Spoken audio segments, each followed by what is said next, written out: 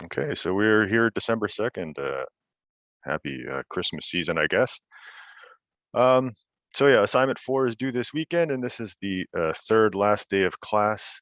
Next week, we will take some interesting stuff about how to use randomness and probability to prove things about things that aren't actually random.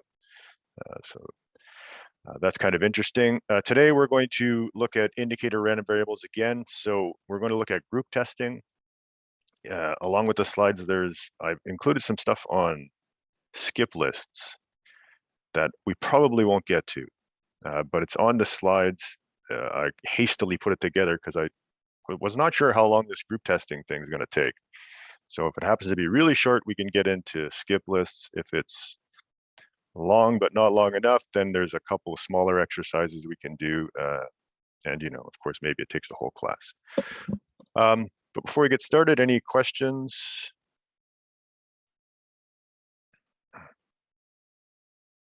Okay, let's get set up here.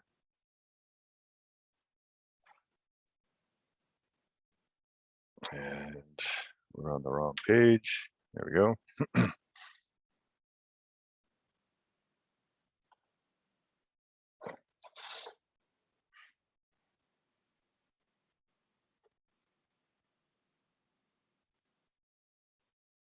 All right, perfect. So indicator random variables, specifically group testing, but also possibly skip lists. Skip lists are interesting. They're just a data structure for searching, for storing and searching for items in sorted order quickly. And it's interesting because the whole thing is built on randomness. The whole thing is built on flipping a coin, essentially. And so it makes the analysis sort of, well, it's all stuff that we've seen related to how many coin flips does it take to do blah. So it's interesting in that way, but we may not get to it. And if we don't get to it, it won't be on the final. Okay, so today we're going to talk about group testing. So this is an idea about how to, so of course, we're in the midst of a global pandemic and they do a lot of tests on people. And so if we test everyone individually, well, tests are, maybe they're not that expensive, but they do cost money and we do have a limited supply of them, right? If we're testing as many people as possible, then it's possible to run out of tests. So group testing is a strategy that helps us to reduce the number of tests necessary and still identify people who have a certain disease. In this case, we'll be talking about COVID. All right, so for a COVID-19 test, they gain a sample using a nasal swab, and then all of these samples are taken to a lab to be analyzed, and then so each one, we can use a single test on a single swab and determine whether it comes back positive or negative, whether somebody has COVID-19 or not. So Robert Dorfman in 1943. So this, I believe the original use for this was on soldiers testing for disease. Anyway, he had a clever idea on how to save on tests. Was that you take all the samples, you divide them into subgroups, and then all the samples in a subgroup, you combine them together, right? So now you have a single sample that is sort of a mix. At the time, they were using blood samples, so they would mix all the blood samples together, right? And then you have a combined sample, and then you use one test on that subgroup. Right, so however many people, maybe there's 20 people, you take blood from 20 people, you take a little bit from each one and you mix it together and you use one test and see if it comes back for, whatever they're testing for. It was a different age. So if this test comes back negative, then you can be reasonably sure that no one in the subgroup is infected, right? So there's a chance for false negatives, but we're going to ignore that for the sake of our analysis. So it comes back negative, then everybody in that subgroup is free of infection. If it comes back positive, then at least one person in the subgroup has the disease, or in this case, COVID. Right, so then if we know that at least one person in the subgroup has COVID, we can test everyone individually and then find out. And this is, right, so if we divide it into subgroups, then we're going to drastically reduce the number of tests in the first step, as long as we choose the right group size, right? And yeah, we'll get into that. So we want to find a good size for a subgroup, because if the subgroups are too big, then the chances are high that somebody will be infected in them, right?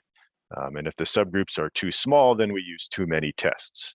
So we want a good size for a subgroup where a few of the subgroups come back positive, but they're still big enough that we reduce the number of tests we use.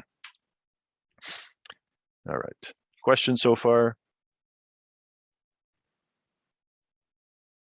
Okay, so on to our model of the problem. So we have n people, so P1, P2, up to Pn, right?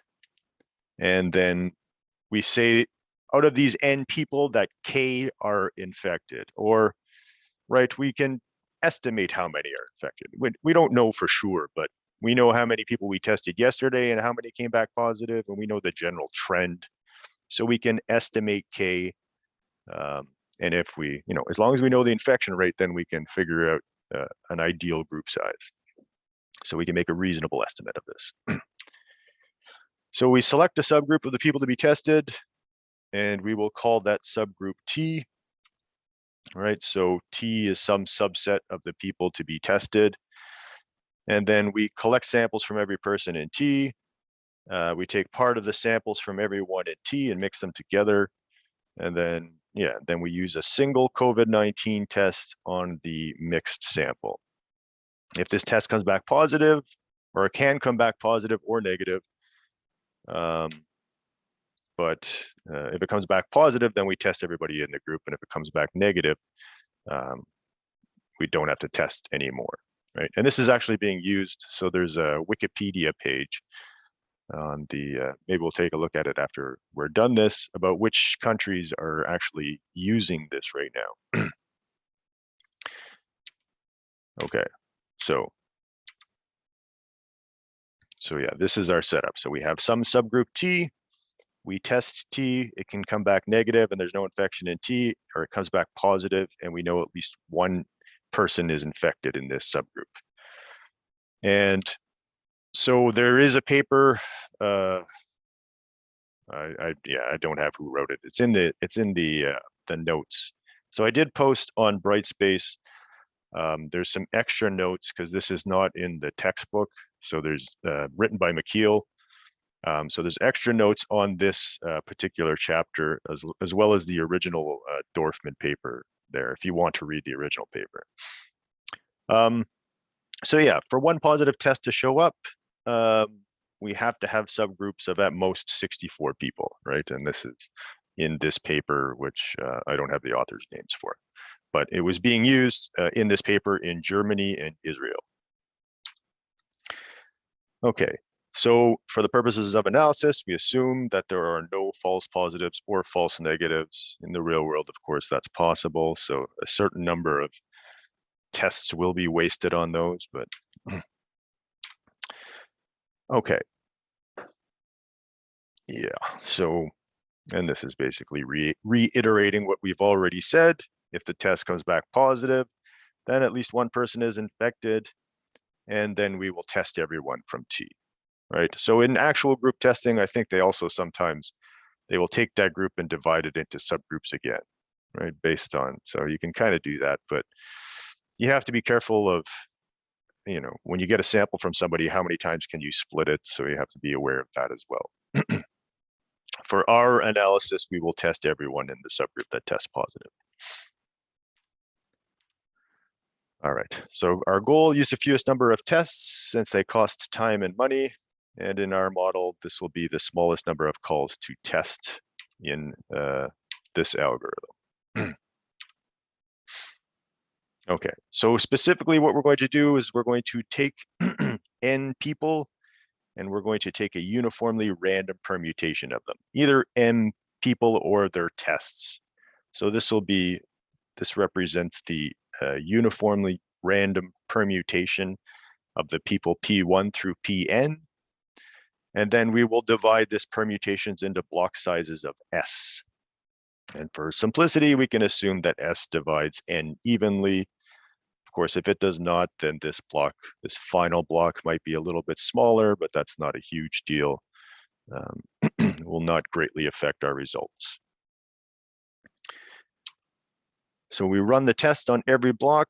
So we know that we run at least N over S tests, right? So we have N over S blocks, since we've divided each block, we've divided all the people into blocks of size S, and there are N people.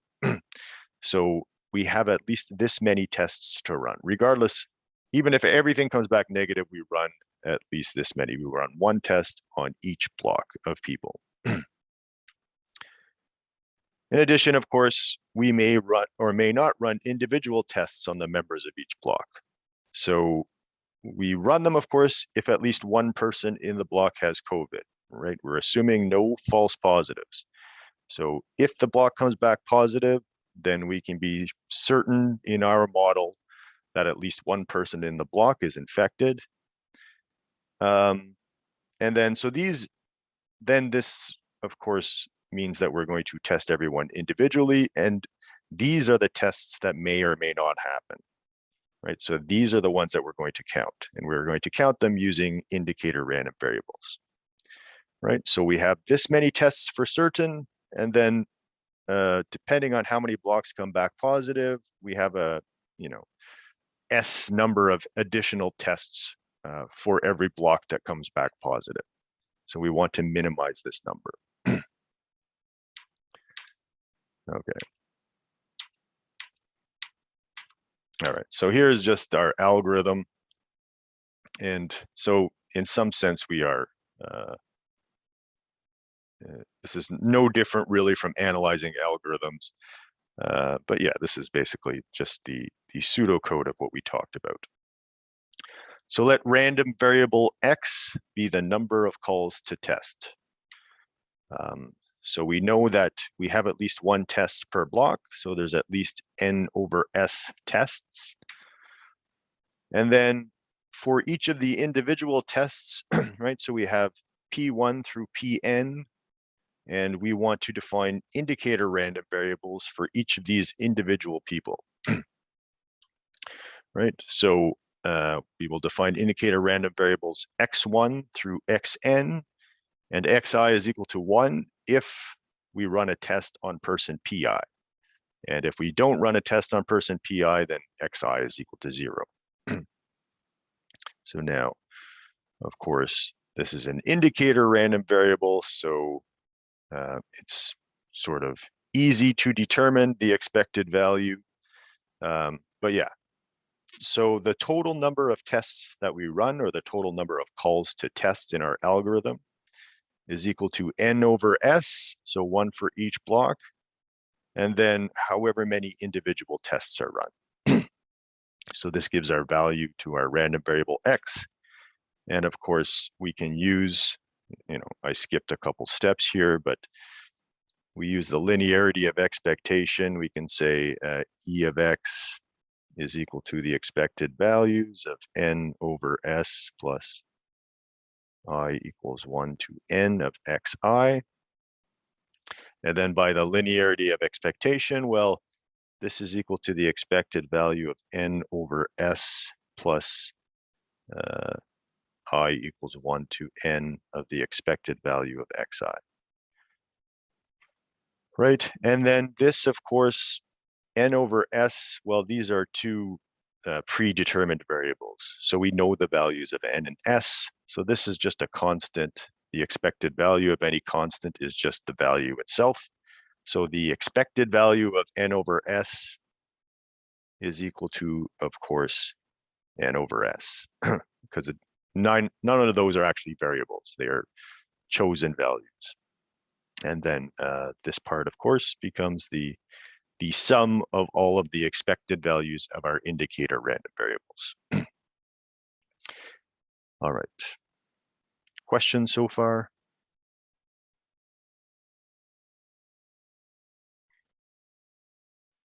Okay.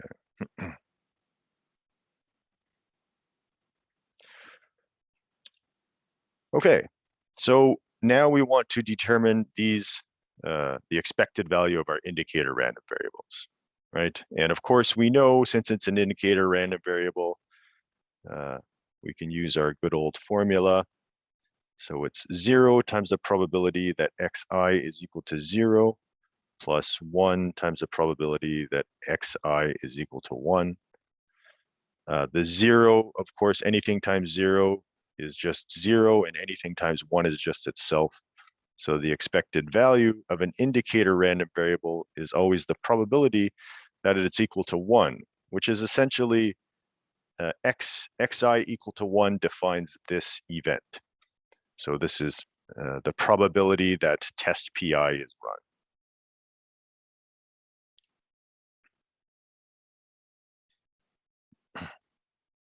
Okay, so, all right. So test PI is run if and only if this block J that PI is in returns positive. Okay, so we will look at the different circumstances that can make this block return positive. So we assume this block J contains PI somewhere in there. Okay, so when is it positive?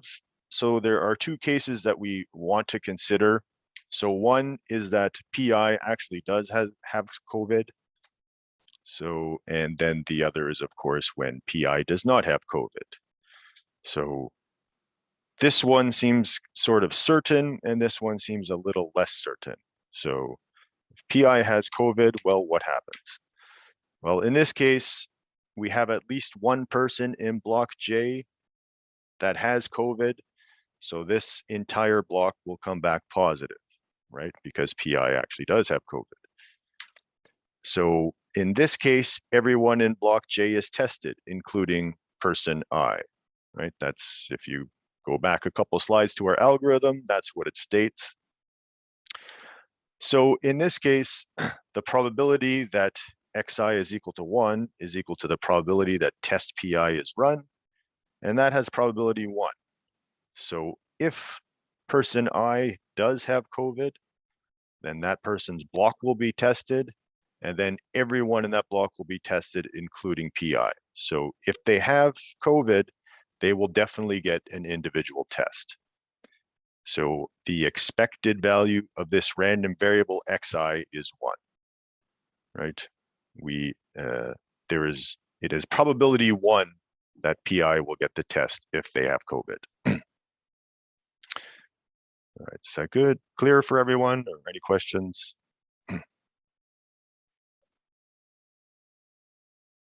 Okay, so this is obviously the less interesting case. The more interesting case is when PI does not have COVID. So now what has to happen for this block to test positive? Well, we still need to have somebody in block J with COVID. So we have PI here, and we must also have let's say K, where PK is positive.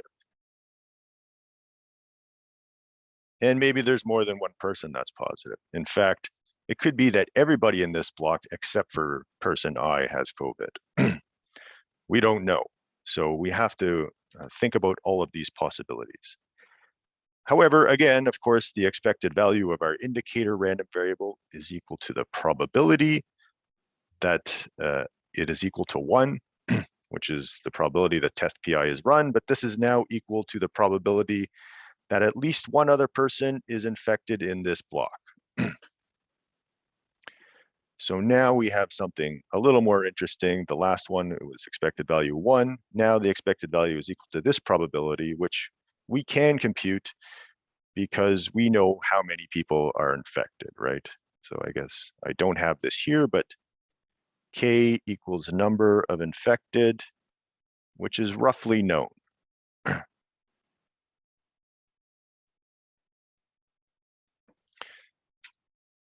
Okay, so to recap, if our person I is infected, then the expected value of xi is 1.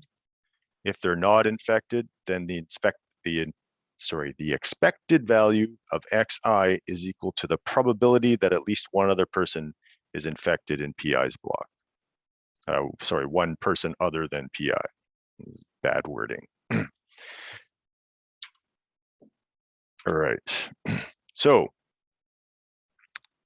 this, we know from experience, of course, that, well, how could we find this probability? Well, we could say that it's the probability that exactly one person is infected plus the probability that exactly 2 people are infected plus the probability that exactly 3 people are infected, et cetera, et cetera, et cetera, which is a big pain to do. So of course, the easier thing to determine the probability of is if we use the complement rule. So rather than the probability of at least one person being infected in PI's block, we can find the probability that 0 people are infected in PI's block. I think this just crashed again.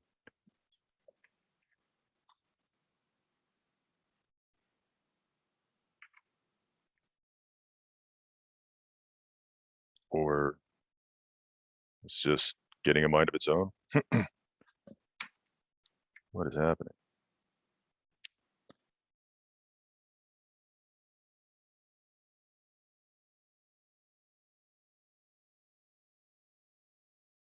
I mean, it's nice of Microsoft to organically build in breaks into the class, but I don't know what the. Okay.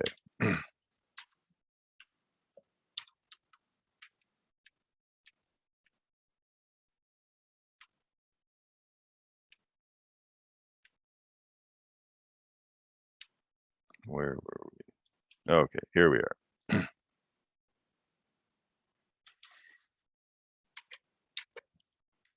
We were precisely here.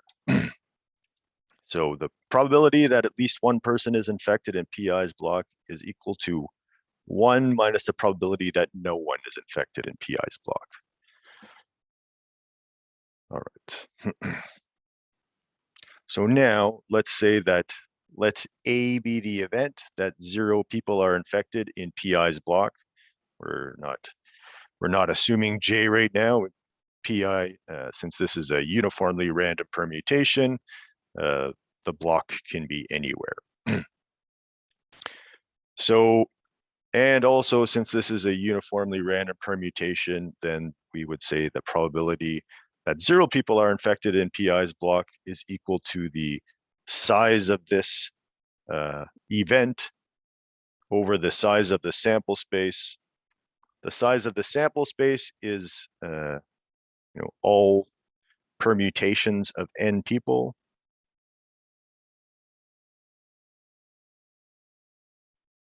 And each of them occur with an equal probability, since it is a uniformly, we choose a permutation uniformly at random. So then, of course, this is equal to, the size of this is equal to n factorial. So there are n factorial permutations of n people. So we're halfway to determining the probability of A. We just have to count the number of permutations that have 0 people infected in PI's block. Okay, so let's see if I wrote that. Yes. So now we want to count the number of permutations that have 0 people infected in the same block that PI is in. Okay. So now this is back to counting. This is stuff that we know how to do. So this is where we are.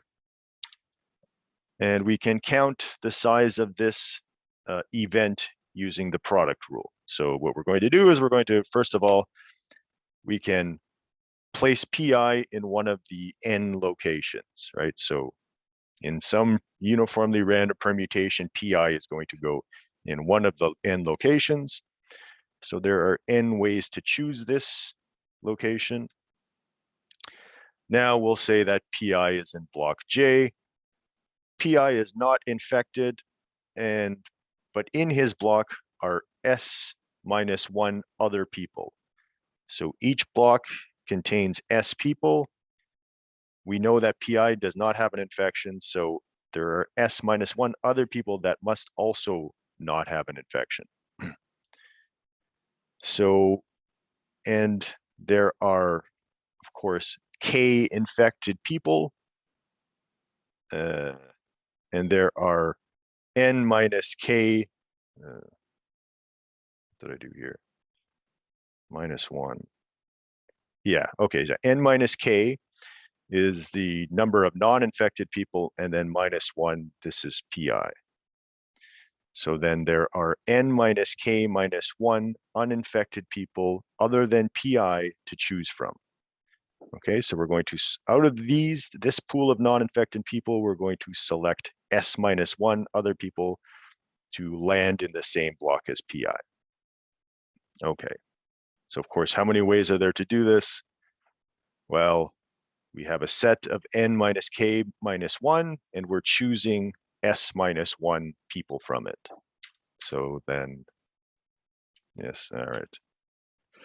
So then there are N minus K minus 1, choose S minus 1 ways to choose them.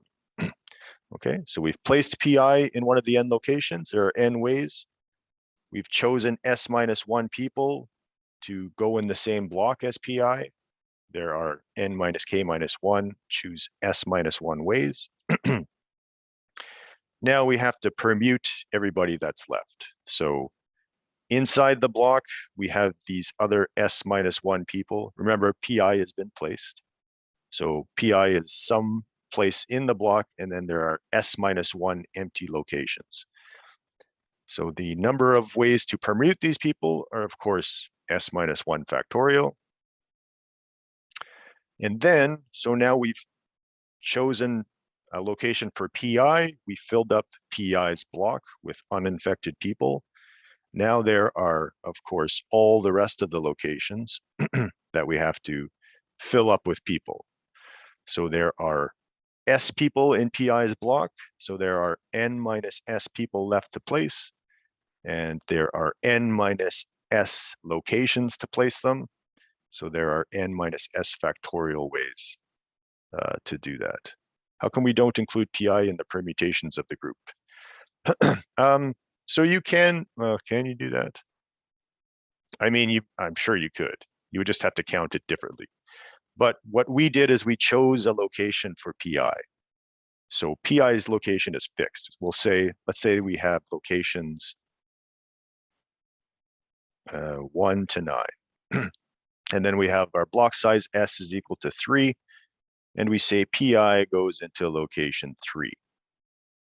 Well, that's it. PI's location is fixed. Yeah, all right. So you get it. Okay, sorry. I'll stop beating the dead horse here. Oh yeah, so PI's location is fixed, and then we can just arrange the other people around PI inside that block. Okay, any other questions?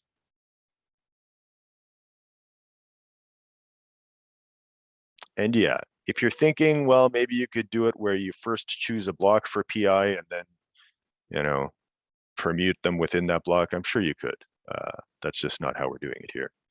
And you should get the same answer. So I don't know, that might be a fun exercise, fun in quotation marks, useful exercise. Okay, so we've chosen a location for PI. There's N ways to do that. We've chosen S minus 1 non-infected people. There are N minus K minus 1, choose S minus 1 ways to do that. We've arranged these people in S minus 1 locations, so S minus 1 factorial. And finally, we have arranged the last N minus S people in N minus S locations. So that's N minus S factorial. So this is the size of our set A. So the number of permutations where 0 people are infected in PI's block.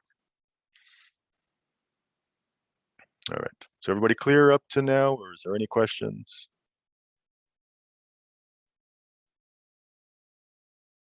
Okay.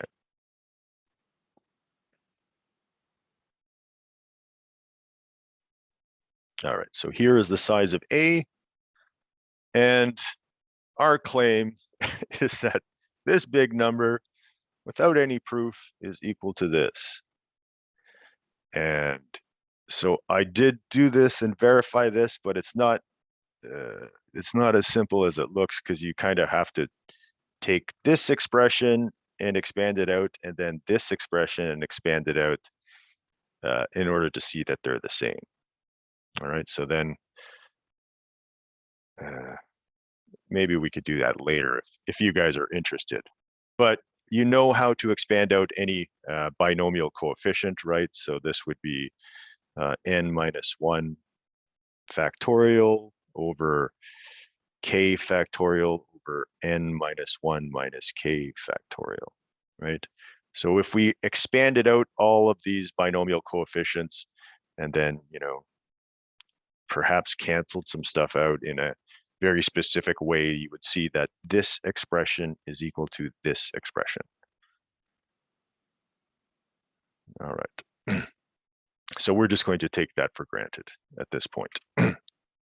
So now the probability of A is equal to the size of A over the size of our sample space. So this is the size of A. The size of our sample space is, well, S, but this is 1 over the size of S, so it's 1 over n factorial. And then, of course, this n factorial cancels out with this n factorial. So the probability of A is this n minus S, choose K, over n minus 1, choose K. Now I'm sort of wondering if there's in the beginning, we talked a lot about alternate ways of counting, that if this expression actually means something, choose K, maybe there's an easier way to get here. But for now, and then, so we'll call this value here, we'll call it P. So this is the probability of A is equal to P, which is this expression here, just so we can simplify some of the expressions coming up. Okay, so if person I is infected, the expected value of xi is equal to 1. If they are not infected, then we want the probability of 1 minus the probability of A, right? So the expected value of xi is equal to the probability, of course, of xi being equal to 1, which is equal to 1 minus the probability that 0 people are infected in, this is the probability basically that no one in that block gets tested. So that is equal to 1 minus the probability of A, which is 1 minus this expression, or 1 minus P, to keep it simple. All right. Questions?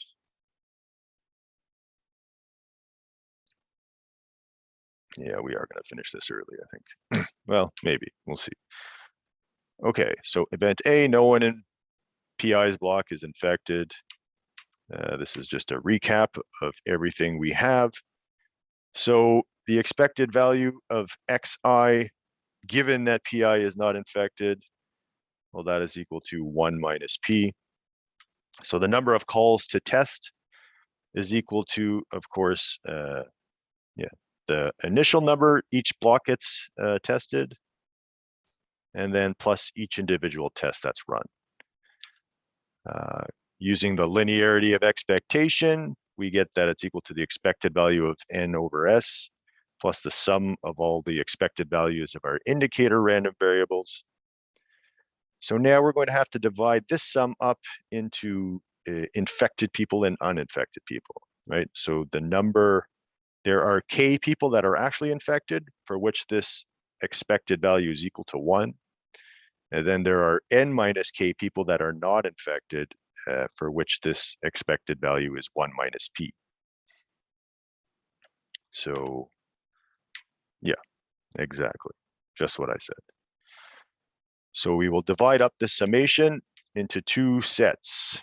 So we have k of them that have a the expected value is 1, since they are k infected people. there are n minus k people for which they are not infected, but still have a probability of 1 minus p of having their test done. All right, so then if we expand that out a little bit, we get n over s plus k plus n minus k times 1 minus this expression. Okay, so, and this doesn't really simplify much more than this, or at least this is what we're going to work with. So we have 3 variables here, but what we're trying to find is the size of the group size that will make this number the lowest, right? So the group size is S. Presumably we know, well, we know N, we know the number of people getting tested, and we also know K, or roughly K, the number of people that are infected. Okay, so if we know those values, we can plug those in, and then we can find a bunch of values for S to minimize this function. And so how we do it? Well, we're in computer science, so we can use computer programs to do this. So if you take some values for N and K, let's say that we have 1,000 people being tested, and let's say we expect about 10 of them to come back positive, then we can plug those values into this expression, and we get back this, where X is now equal to S in Wolfram alpha. And yeah, we plot it over between the values 0 and 40. So we say, tell me all of the, basically plot this function out for the values between 0 and 40. So we have group sizes from 0 to 40, and we find the minimum. So this blue line represents the expected number of tests that we will run. And the, that's the expected number of tests that we run. In the x-axis, this is the S is the group size. This is the number of tests. All right, so we find at about 10 that the number of tests is the minimum. So yeah, at approximately 10, we run 196 tests. So once you know, or at least once you have an approximation of S, then you could plug it directly into this expression, and it comes back with 196, roughly. All right. Questions? Okay. And if we do it the old-fashioned way, where one person, one test, then of course we are using 1,000 tests. So we have a reduction of 5-fold approximately by using this this method. All right, and it is actually applied in practice, right? There's a bunch of countries that do it. Yeah, before we move on to the next one, we'll just take a look at, first of all, I should donate apparently, but this is all of the countries that implement the pool testing strategy against COVID-19. So, right, we have, they're doing it at the University of Washington in the United States, the Stanford Medical Center. It looks like the number of the pools is pretty low, but of course, there's a difference between something, that's optimal in theory and then doing it in the real world. Of course, they have to deal with false positives and false negatives and ruined tests and things like that. So, yeah. Spain, Israel, Germany, China, Portugal, there's lots now. No Canada. Anyway, maybe we just have so many tests, we don't know what to do with them. I don't know. Okay, so that is single group testing. And yeah, for k equals 10, that's about a 1% positive rate. They use expected values. Yeah, they have math people working in the government. They use expected values, but then I'm sure they also use experimental values, right? So they try a little bit here and a little bit there, because in the real world, like I said, there's a bunch of, you get false positives, false negatives that will ruin a bunch of tests. Each sample you get can only be split so many ways, so that's going to impact how you can do this. So optimal in mathematics and optimal in the real world are different, but the nice thing is that we can show that you can expect like a pretty significant improvement by using this. So yeah, I know somebody that got hired in the government. They said he's in math, and his instructions were, yeah, here's some data, just apply some of your math stuff to it, and tell us how to improve. So yeah, I mean, they're getting there. Figuring out K would be tough. Well, you ran a bunch of tests yesterday, right? So I don't know how many people, let's say in Ottawa, are tested, but yesterday there was what, 40 or 50 that came back positive. And maybe that was a little unexpected, because I think it jumps up and down, but you have a range, right? There's a range where you would expect it to fall. I would not expect today I might expect somewhere between 20 and 50. So I don't know, unless Omicron takes over. Anyway. Yeah. Okay, so here's you take it to the next level in math, something called multiple pooling. So to the best of my knowledge, multiple pooling is not used. This is suggested in a paper that was written. But again, you run into a lot of practical limitations in the real world. So sometimes it's better to keep things on the simple side. But mathematically, we can take this strategy to the next level. So now what we can do is, well, we're going to have our n people, P1 through Pn, as before.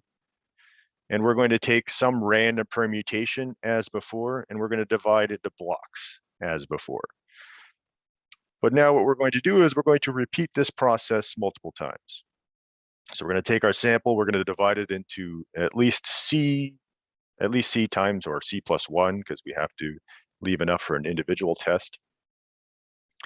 And then we're going to, so take our C different sets of samples and take random permutations of each of them, divide them into blocks, and test every block. So now if I have PI in this block, in this first permutation, maybe it comes back positive. And then I have PI in a different block in one of the other permutations, and that comes back positive. And maybe PI is in the, block 2 in the final permutation, and that comes back negative. Well, then what can we say about, is PI infected or not? Person I.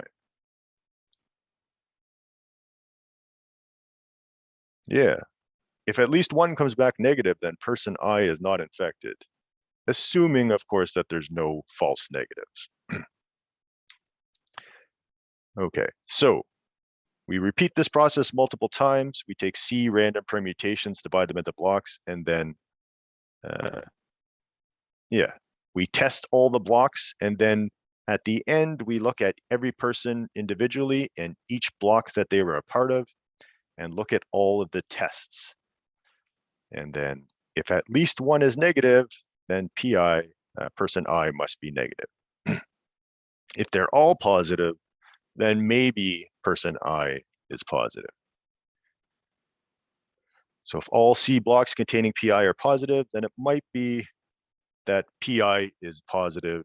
So we're going to test PI individually, but maybe not. All right. So we're going to analyze multiple pooling.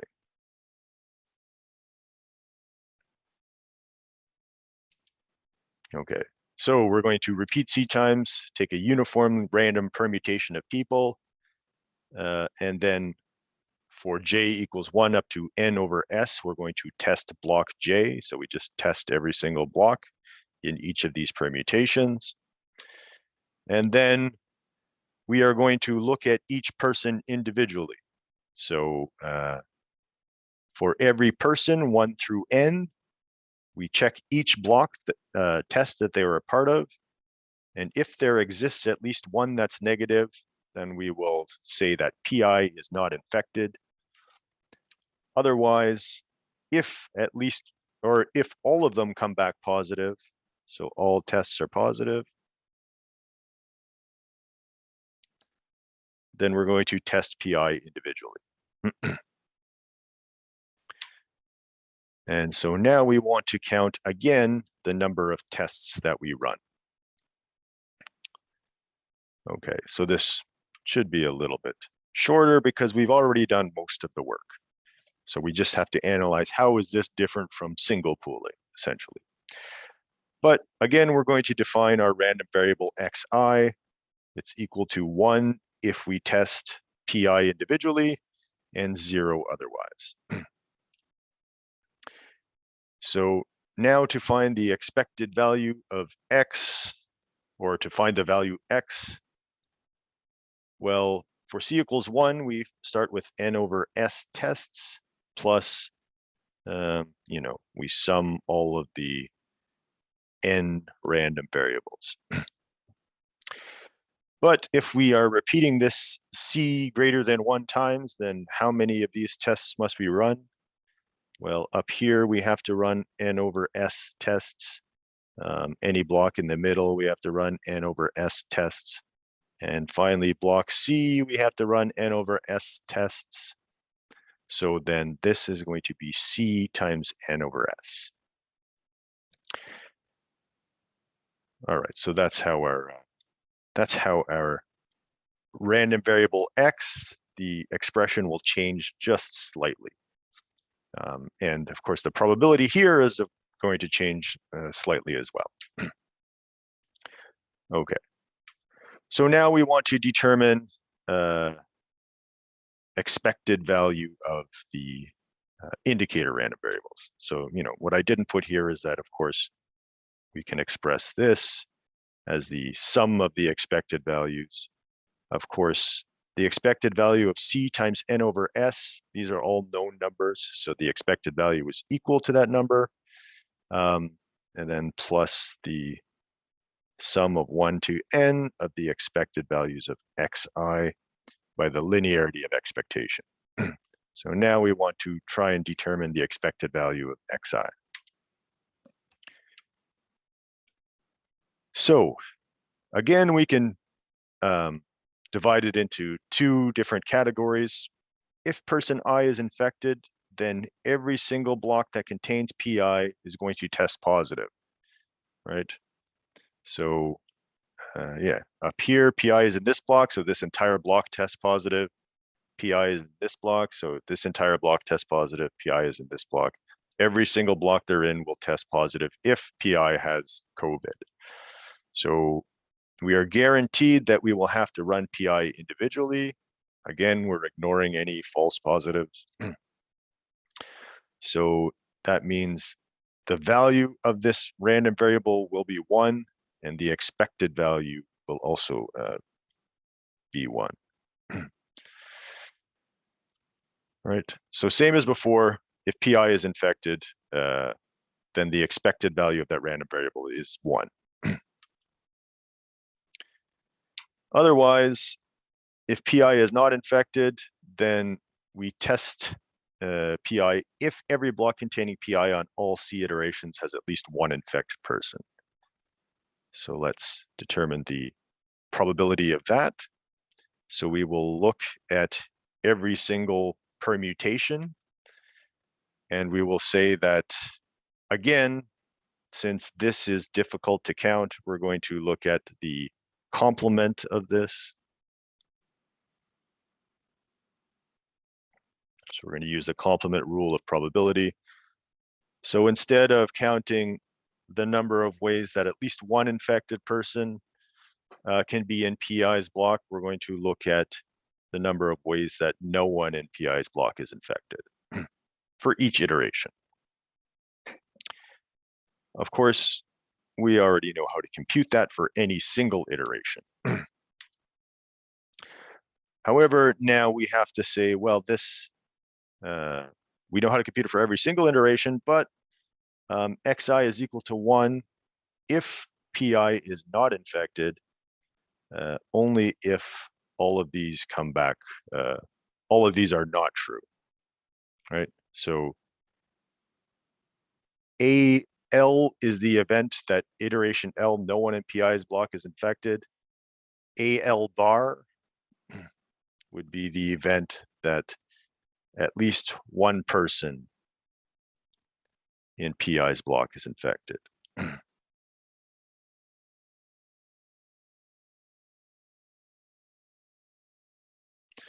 Okay, so then this random variable comes back with 1 if and only if all of these events happen. At least one person is in PI's block and is infected, or sorry, at least one person in PI's block is infected for every single, sorry, this should be up to C, for every single permutation. All right. Questions on that? Does that make sense?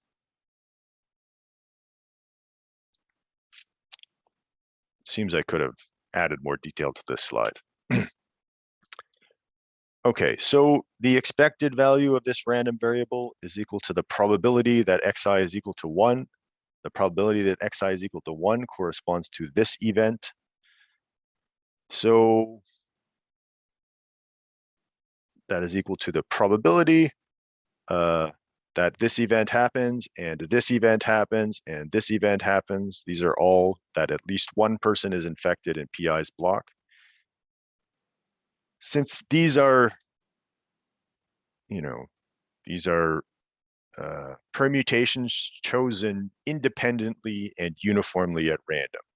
So then each of these, the probability of each of these events is independent of the probability of the previous events, right? So then since they are independent, we can express it as the probability that at least one person in PI's block is infected in round 1 times the probability that at least one person in PI's block is infected in round 2, etc.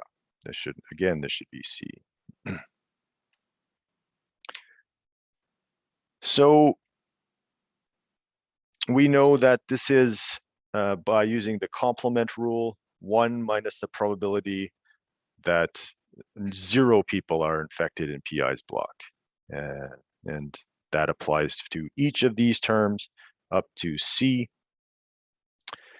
Now, we already know this. We computed this because this is the same as with C equal to 1, right? If we set C equal to 1, then we only have one single permutation.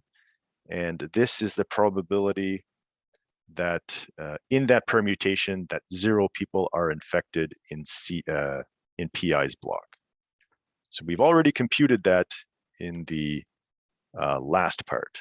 So the probability of this event that no people are infected in PI's block is equal to the, the single pooling result where C is equal to 1.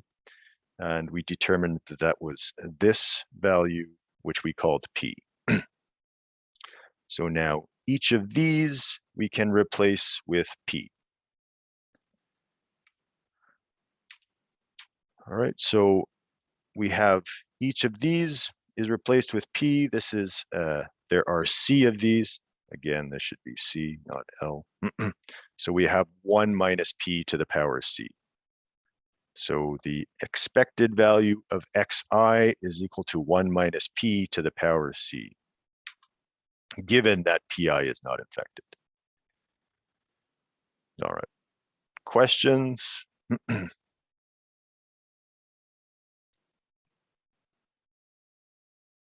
Okay.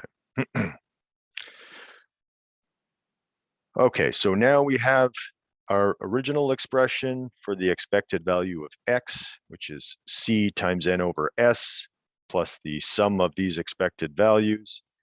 Again, we roughly know how many people are infected. There are K infected people.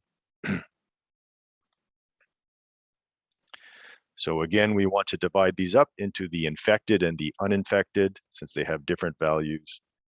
So yeah, when PI is infected, the expected value of that is 1. That happens k times. When PI is not infected, then the expected value of xi is equal to 1 minus p to the power c. And that, of course, happens n minus k times.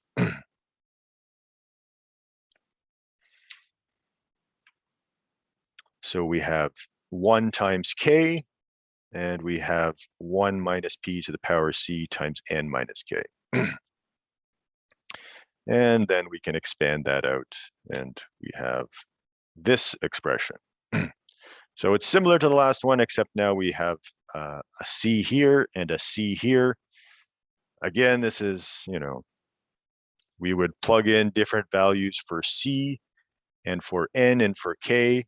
Well, we can take, as before, we will have 1,000 people, and we'll say that about 10 of them should be infected. Then we can look at different values for c and find the minimum of this number, which value s that corresponds to. So for c equals 1 and s equal to 10, we have about 196 tests. If we do 2 random permutations, and then we plot that out, we see that the minimum number of tests is around 25, group size of 25, and there's 137 tests. For 3 random permutations and a group size of 38, we need about 120 tests. And for 4 random permutations and a group size of 50, we need about 115 tests. That's assuming every test comes back perfect, which is a pretty broad assumption. All right, this is not applied anywhere, but as I talked about, there are probably a lot of practical limitations. The more complex a procedure, the greater the probability of error, and then you could ruin an entire batch of tests, and perhaps that's not worth it. Not just the tests, but also the samples. So yeah, these theoretical limits are important, but sometimes they don't work out quite as well in practice. But they can definitely suggest strategies, which is mostly how we use them. All right. Questions on group testing? We got about half an hour left. 20 minutes, I guess. All right. So yeah, I thought it might run a little short. Skip lists. I don't think, so 20 minutes is not enough time to do skip lists. Skip lists is essentially, would probably be better off to be its own class, but I've included it here in the notes because I wasn't sure exactly how long this group testing stuff would take, but I think we're going to skip lists, even though they're kind of cool. All right. So instead, unless you guys want to do skip lists, it's up to you, but I also have some other exercises from the textbook that are, I guess, just a step back in complexity, but they still use indicator random variables, and maybe it'd be a good review, I suppose. So I don't know, do you guys have a preference?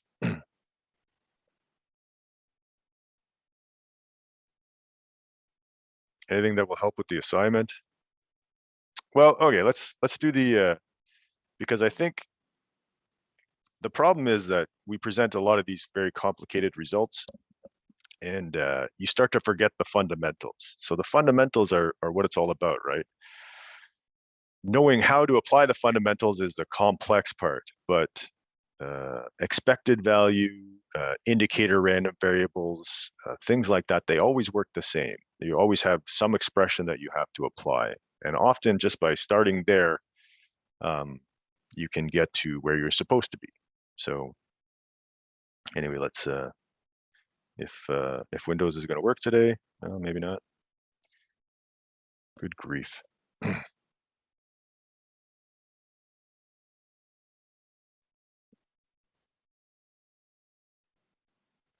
Let me see.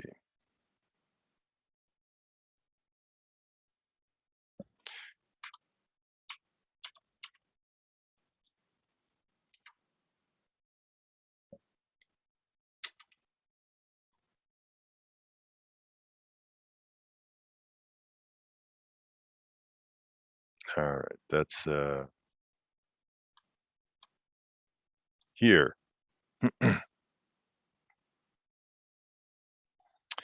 So yeah, I was doing a few scribbles, but we'll get rid of that. So this is sort of this was one of the, it's an exercise in the textbook, and it was also one of the previous assignment questions, and it deals with well, probability, but also expected value, but in a very, and indicator random variables, but in a very straightforward way. So it's kind of good to get back to basics, I think, and remind you of the fundamentals. Get away from all that, you know. We do a lot of examples with a lot of algebra where the algebra might distract a little bit from how you do expected value and stuff like that. So Ma Long was the #1 ranked ping pong player in the world. I'm not sure if she still is. Simon Bowes is the son of one of the professors here at Carleton. He also plays ping pong, but he's not quite at Ma's level. So you are going to play a game of ping pong against, well, you're going to play a tournament essentially. So you're going to play, if you play a game against Ma, then you win with probability P. And if you play a game against Simon, you win with probability Q. And of course, the probability of beating Ma is a lot less than the probability of beating Simon. So P will be less than Q. And of course, they're both between 0 and 1. Okay, and if you play several games against Ma and or Simon, then the results are mutually independent, right? So yeah, winning game 1 does not affect the probability of winning game 5. Okay, so we have 2 series of games we can play. You can play Ma, Simon, and then Ma again. Or you can play Simon, Ma, and then Simon. So then for each of these series, we consider the event A, you know, A subscript, whatever series it is the event that we play series S and beat Ma at least once and beat Simon at least once. So we play Ma twice or Simon and Simon once, or we play Simon twice and Ma once. And we want to figure out, well, a couple things. So we want to figure out if we can beat each of them at least once, and what, for one, we're going to determine what is the probability that we that this event happens for each of these series, and we'll see which is greater. And then we're going to look at the expected number of games that we would win, right? So X to the subscript S is the number of games you win when you're playing series S.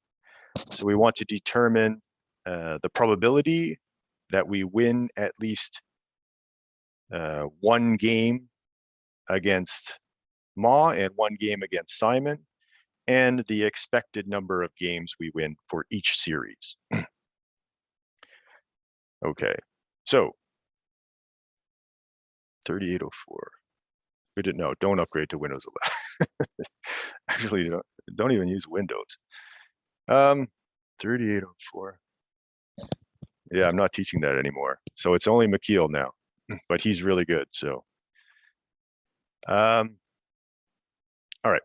So which of these do you think is greater in terms of probability? So the event is we beat Ma at least once and Simon at least once.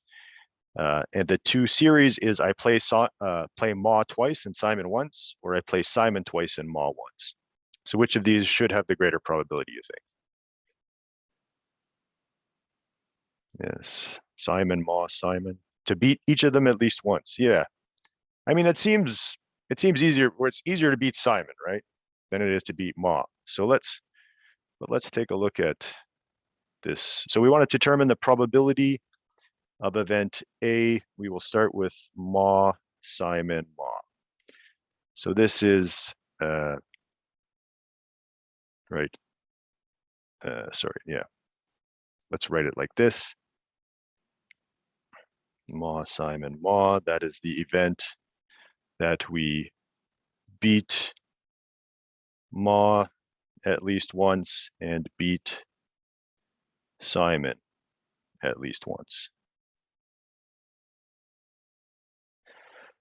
Okay, so we want to determine the probability of this event happening. So we want to look at so we play Ma, Simon, Ma, and then there's some series of outcomes, right? So maybe we win against Ma, we lose against Simon, we win against Ma again. That's very unlikely, but so the sample space is basically, win, win, win, win, win, lose, win, lose, win, and all possible combinations of wins and losses, right?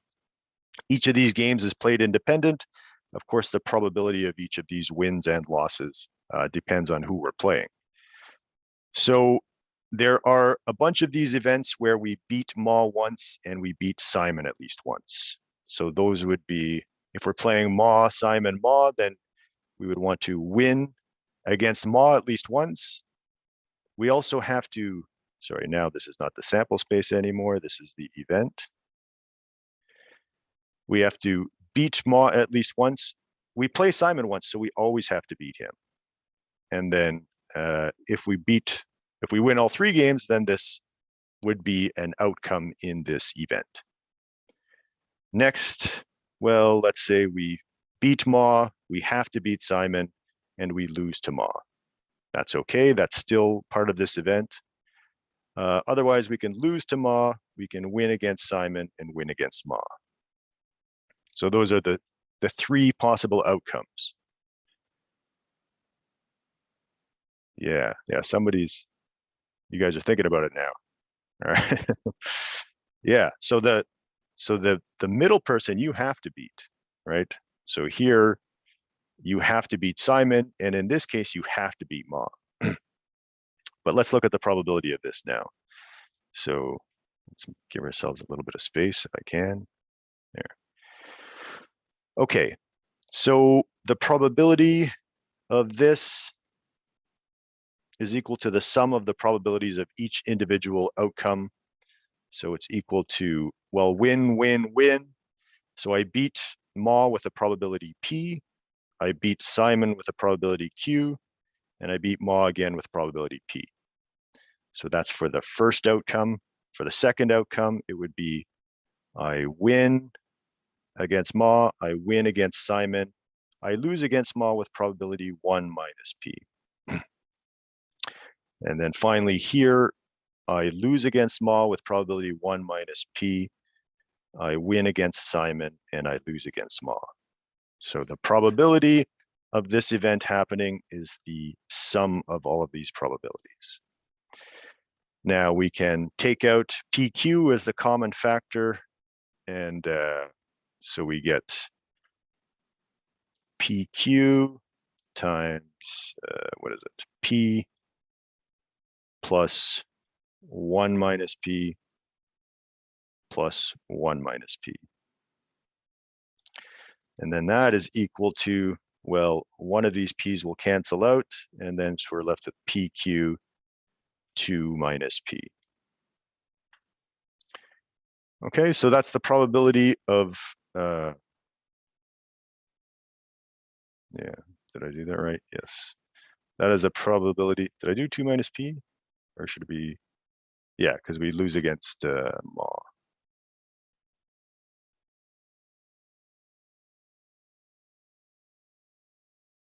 Yeah, okay. So if I make a mistake, just let me know, but I think that's right. So on the other hand, the probability of playing Simon, Ma, Simon is equal to, well, the first one is QPQ, right? So we beat Simon with probability Q, we beat Ma with probability P, we beat Simon with probability Q.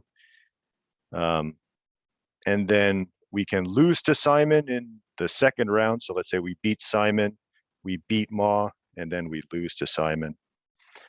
Or we lose to Simon, we beat Ma, and then we win against Simon. So again, we can take out the common factor of PQ, and this becomes, by a similar set of steps, 2 minus Q. So yeah, Now, which of these probabilities is higher? Well, this is the same as this. 2 minus p is greater than 2 minus q. So it just so happens that the probability of winning at least one game apiece in this series is greater than the probability of winning at least one game apiece in this series. So we're better off to play Ma twice. And yeah, and your instincts, I think, are correct, is that, well, you have more chances to beat the harder person. It's easy to beat Simon once. It's hard to beat Ma once. But if you play her twice, then you got a slightly higher chance. So yeah, this is sort of the counterintuitive result from that. All right. Questions on that? Okay. Now we will look at, we also want to determine the expected number of games that we win. Okay, so then we can define indicator random variables.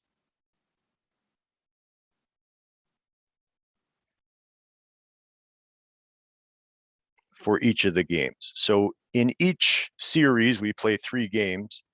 So we'll define indicator random variables x1, x2, and x3, where xi is equal to 1 if we win game I,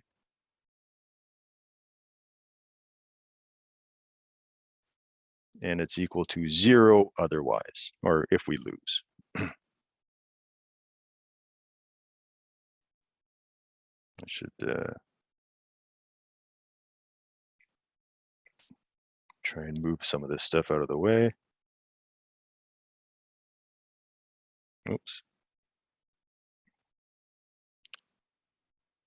Yeah, when Microsoft stuff works, it works well, but otherwise it's a disaster. All right. Okay, so we're going to define these 3 indicator random variables. So now my x m s m is equal to x1 plus x2 plus x3. So the total number of games I win in this series is equal to the sum of my indicator random variables. Okay, so very simple application of expected value and indicator random variables. So now I want to determine the expected value of playing this series, which is, of course, the expected value of the sum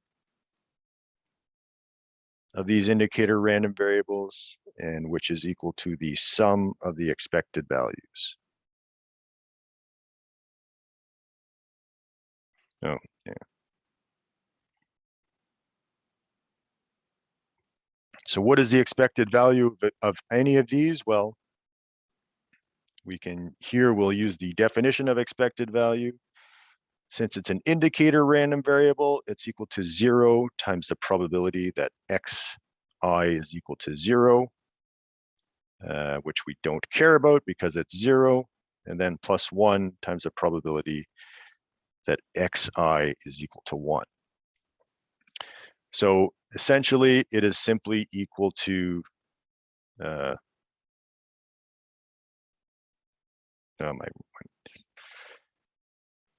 this is equal to the probability that this does not crash.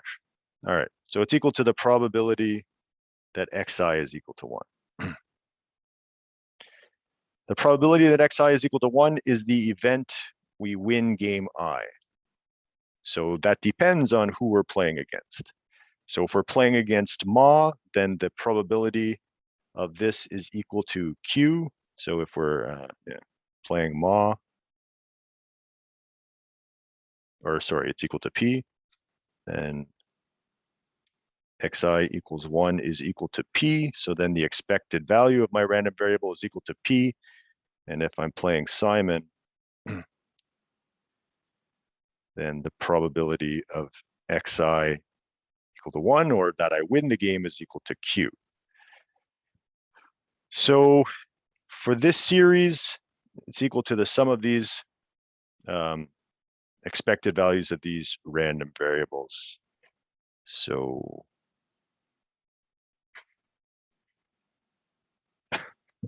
sorry.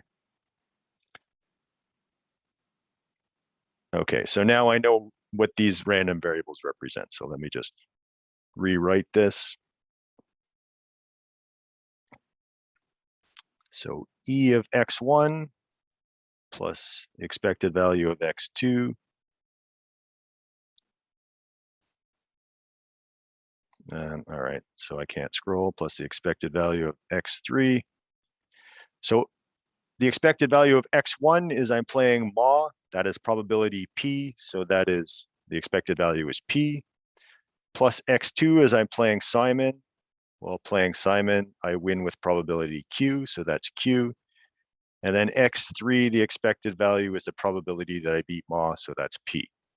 So the expected number of games I win here is 2P plus Q. On the other hand, if I play Simon, Ma, Simon, then the expected number of games I win, well, for Simon, the expected value or the expected value of this, of x1, given that I'm playing Simon, is Q. The expected value of x2, given that I'm playing Ma, is P, and the expected value of x3, given that I'm playing Simon, is Q. And I've lost, there we go. And that is equal to 2Q plus P.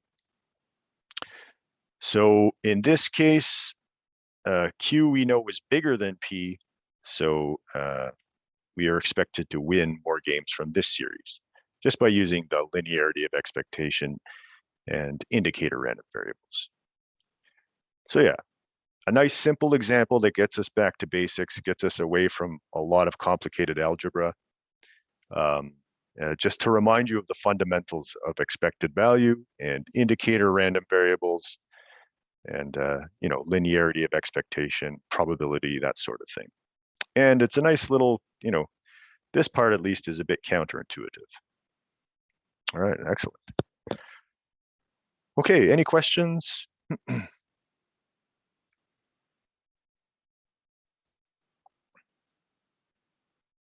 Okay, so that's it for today. I guess that's it for this week. So have a good weekend, and I'll see you guys for our last week of classes next week. All right.